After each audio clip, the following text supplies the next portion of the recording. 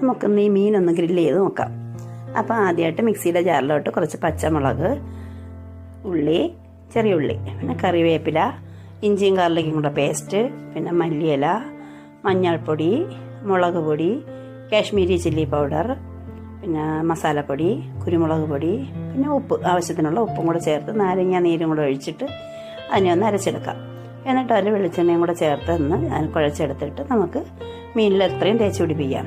എന്നിട്ട് ഫ്രിഡ്ജിൽ വെച്ച് റെസ്റ്റ് ചെയ്യാൻ വയ്ക്കാം. ഫ്രിഡ്ജിൽ കുറച്ച് നേരം ഫ്രീസറിൽ വെച്ചാൽ മതി.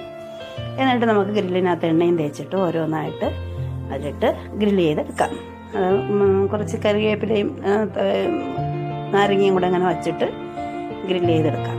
ഒരു വെറൈറ്റി ടേസ്റ്റ്. നമ്മൾ ചിക്കനൊക്കെ ഗ്രില്ല് ചെയ്യും കണക്ക് തന്നെ ഇത് നമ്മൾ വീട്ടിൽ ചെയ്യുമ്പോൾ അതിൻ്റേതായ ഒരു ഗുണം ഉണ്ടാവും. എല്ലാവരും ഒന്ന് ട്രൈ ചെയ്ത് നോക്കണം. എന്നിട്ട് കമൻറ്റ് ചെയ്യണം കേട്ടോ.